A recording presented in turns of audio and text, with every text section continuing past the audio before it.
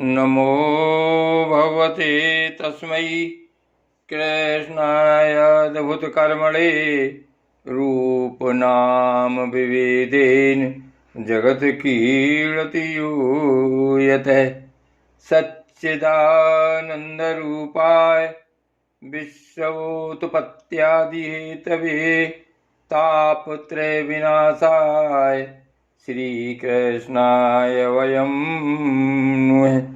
नमामि हृदये शेषे लीलाक्षीराब्धिसायनं लक्ष्मीसहस्रलीलाविसेव्यमानं कलानिधिम्। श्रीमद्भागवत महापुराण एकादश स्कंध अध्याय 12वां सत्संग की महिमा और कर्म तथा कर्म त्याग की विधि। भगवान श्री कृष्ण कहते हैं, प्रिय उद्धव, जगत में जितनी आसक्तियां हैं उन्हें सत्संग नष्ट कर देता है। यही कारण है कि सत्संग जिस प्रकार मुझे बस में कर लेता है वैसा साधन न योग है, न सांख्य, न धर्मपालन और न स्वाध्याय, तपस्या, त्याग, इष्टापूर्त और दक्षिणा से भी मैं वैसा प्रसन्न नहीं होता। कहाँ तक कहूँ, व्रत, यज्ञ, वेद, तीर्थ और यम नियम भी सत्संग के समान मुझे बस में करने में समर्थ नहीं है। निष्पाप उद्धव जी, यह एक युग की नहीं, सभी युगों की एक ही बात है। सत्संग के द्वारा ही दैत्य, राक्षस, पशु पक्षी, गंधर्व, अप्सरा, नाग सिद्ध, चारण गुहिक और विद्याधरों को मेरी प्राप्ति हुई है। मनुष्यों में वैश्य, शूद्र, स्त्री और अंतज्ञ आदि रजोगुणी तमोगुणी प्रकृति के बहुत से जीवों ने मेरा परम पद प्राप्त किया है। वृत्तासुर, प्रहलाद, वर्षपर्वा बलि, वाणासुर, मैदानव विभीषण, सुग्रीव, हनुमान, जाम्बान, गजेंद्र, जटायु, तुलाधार, वैश्य, धर्मव्याध, कुब्जा, ब्रज की गोपियां, यज्ञ पत्नियां और दूसरे लोग भी सत्संग के प्रभाव से ही मुझे प्राप्त कर सके हैं। उन लोगों ने न तो वेदों का स्वाध्याय किया था और न विधि पूर्वक महापुरुषों की उपासना की थी। इसी प्रकार उन्होंने कृच्छ, चंद्रायण आदि व्रत और कोई तपस्या भी नहीं की थी। बस एक सत्संग के प्रभाव से ही वे मुझे प्राप्त हो गए।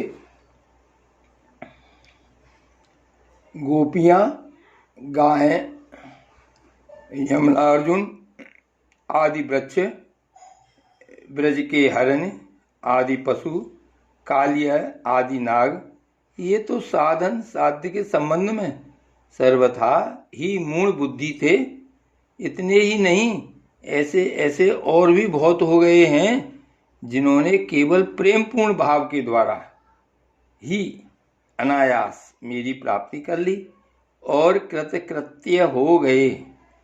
उद्धव, बड़े बड़े प्रयत्नशील साधक योग, सांख्य, दान, व्रत, तपस्या, यज्ञ, श्रुतियों की व्याख्या, स्वाध्याय और संन्यास आदि साधनों के द्वारा मुझे नहीं प्राप्त कर सकते, परंतु सत्संग के द्वारा तो मैं अत्यंत सुलभ हो जाता हूँ।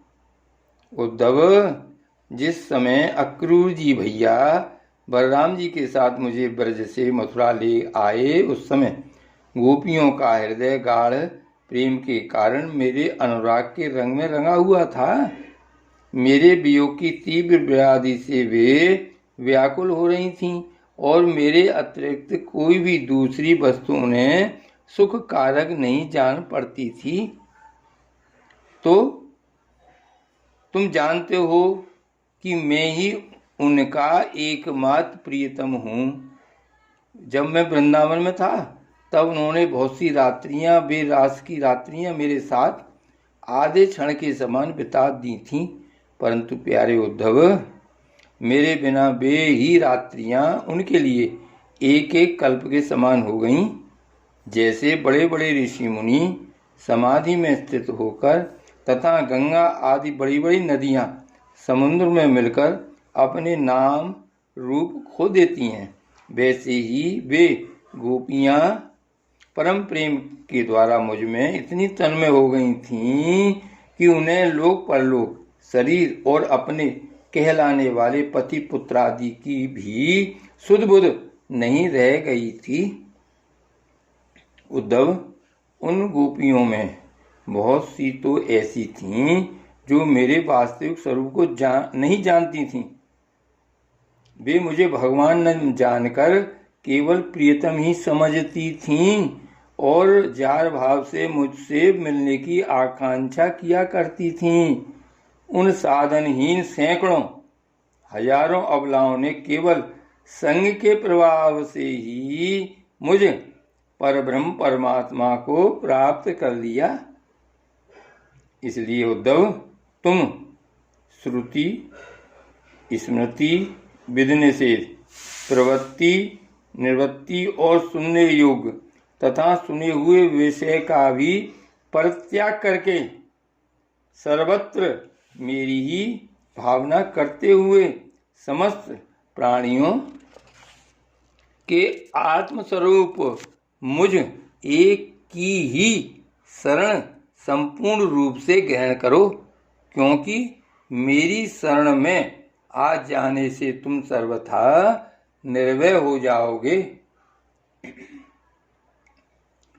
उद्धव जी ने कहा, सनकादि योगेश्वरों के भी परमेश्वर प्रभु, यूँ तो मैं आपका उपदेश सुन रहा हूँ, परंतु इससे मेरे मन का संदेह मिट नहीं रहा है। मुझे स्वधर्म का पालन करना चाहिए या सब कुछ छोड़कर आपकी शरण ग्रहण करनी चाहिए? मेरा मन इसी दुविधा में लटक रहा है। आप कृपा करके मुझे भली भांति समझाइए। भगवान श्री कृष्ण ने कहा, प्रिय उद्धव, जिस परमात्मा का परोक्ष रूप से वर्णन किया जाता है, प्रिय उद्धव, जिस परमात्मा का परोक्ष रूप से वर्णन किया जाता है वे साक्षात अपरोक्ष प्रत्यक्ष ही हैं, क्योंकि वे ही निखिल वस्तुओं को सत्ता स्फूर्ति जीवन दान करने वाले हैं। वे ही पहले अनाहत नाद स्वरूप परावाणी नामक प्राण के साथ मूलाधार चक्र में प्रवेश करते हैं। उसके बाद मणिपूरक चक्र नाभि स्थान में आकर पश्यंती वाणी का मनु में सूक्ष्म रूप धारण करते हैं। तदंतर कंठ देश में स्थित विशुद्ध नामक चक्र में आते हैं और वहाँ मध्यमा वाणी के रूप में व्यक्त होते हैं। फिर क्रम से मुख में आकर ह्रस्व दीर्घादि मात्रा, उदात्त अनुदात्त आदि स्वर तथा ककरादि वर्ण रूप स्थूल वैखरी वाणी का रूप ग्रहण कर लेते हैं। अग्नि आकाश में ऊष्मा अथवा विद्युत के रूप से अव्यक्त रूप में स्थित है।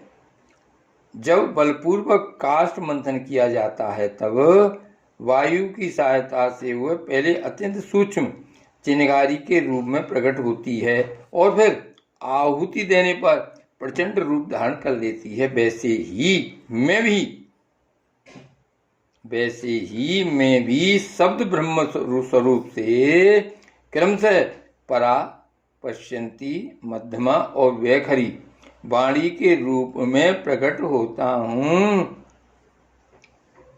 इसी प्रकार बोलना, हाथों से काम करना, पैरों से चलना, मूत्रेंद्रियां तथा गुदा से मल मूत्र त्यागना, सूंघना, चखना, देखना, छूना, सुनना, मन से संकल्प विकल्प करना, बुद्धि से समझना, अहंकार के द्वारा अभिमान करना, मैं तत्व के रूप में सबका ताना बाना बनना तथा सतुगुण, रजोगुण और तमोगुण के सारे विकार, कहाँ तक कहूँ, समस्त कर्ता, करण और कर्म मेरी ही अभिव्यक्तियां हैं।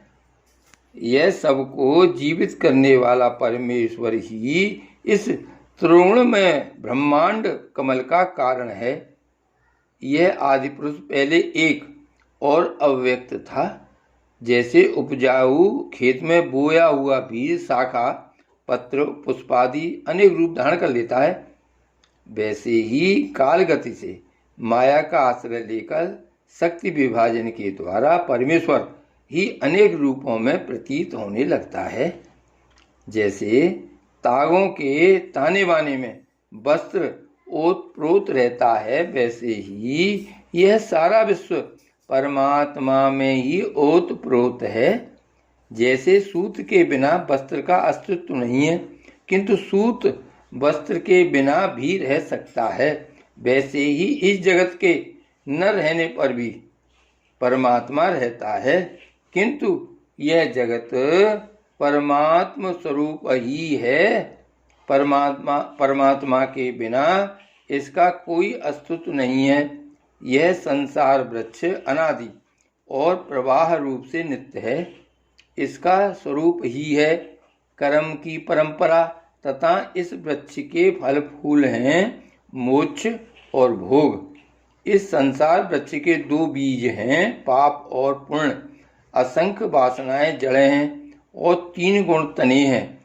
5 भूत इसकी मोटी मोटी प्रधान शाखाएं हैं और शब्दादि 5 विषय रस हैं।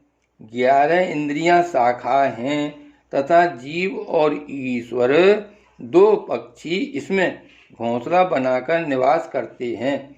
इस वृक्ष में वात, पित्त और कफ रूप 3 तरह की छाल है। इसमें 2 तरह के फल लगते हैं, सुख और दुख।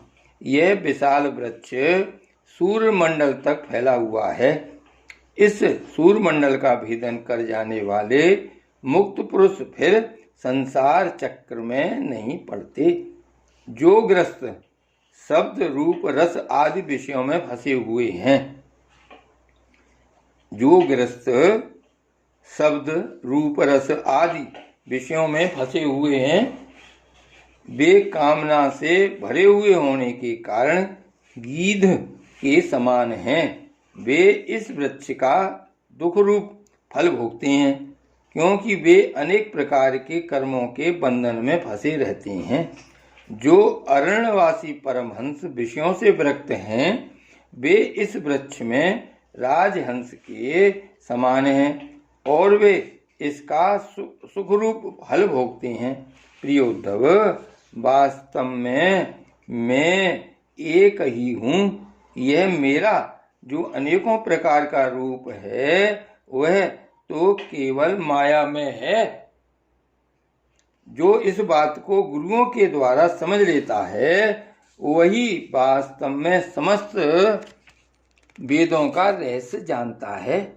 अतः उद्धव, तुम इस प्रकार गुरुदेव की उपासना रूप अनन्य भक्ति के द्वारा अपने ज्ञान की कुल्हाड़ी को तीखी कर लो और उसके द्वारा धैर्य एवं सावधानी से जीव भाव को काट डालो।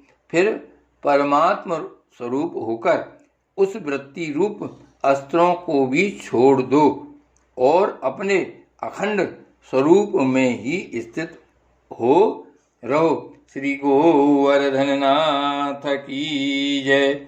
श्री वल्लभाधीश की जय। श्री श्याम स्वरूप यमुने महारानी की जय। जय जय श्री गोकुलेश। जय जय श्री गोकुलेश।